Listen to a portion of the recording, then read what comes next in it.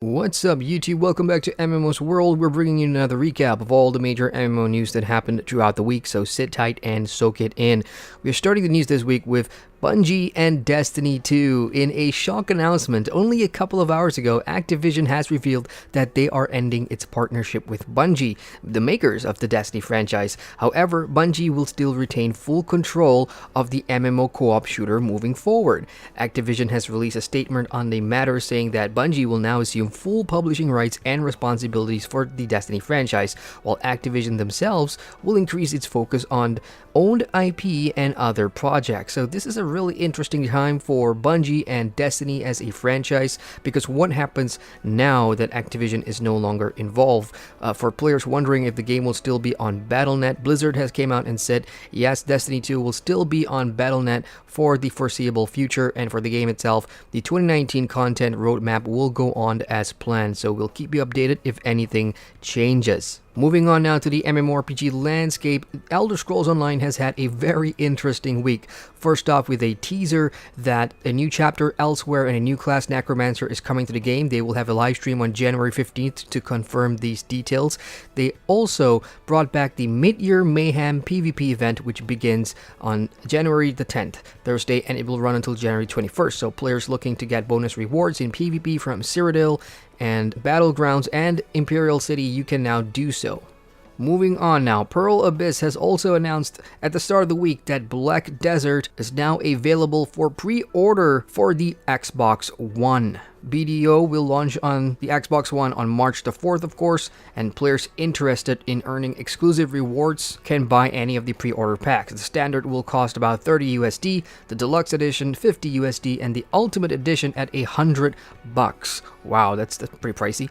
These editions will provide early access to the full game and various benefits such as in-game items, horse armor, and more. Owners of the Black Desert Ultimate Edition, which is the $100 version, will get early access to the full launch on March the 1st, so that's 3 days earlier than everybody else. The other versions will also have early access, so the deluxe edition will start on March the 2nd, while the standard edition on March the 3rd. Up next, ArenaNet and Guild Wars 2 has also released brand new content this week, and it is the penultimate episode of its Living World Season 4, Episode 5, titled All or Nothing.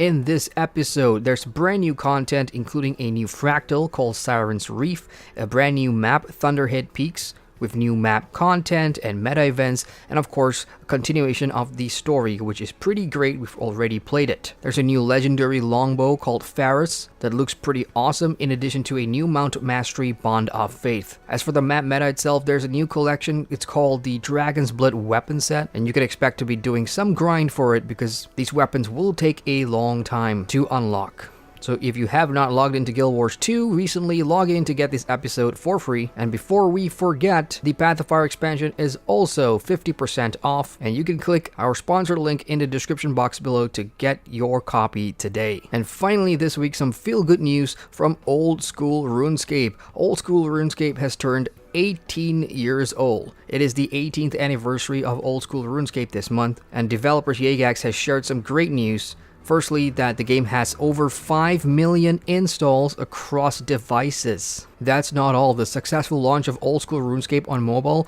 and early testing of RuneScape Mobile has boosted subscriber levels to well above the 1 million mark. It is the game's strongest year to date, and besides that, the RuneScape franchise achieved the highest ever paid membership total in its history over the Christmas period, and the total lifetime revenue for the RuneScape franchise passed $1 billion.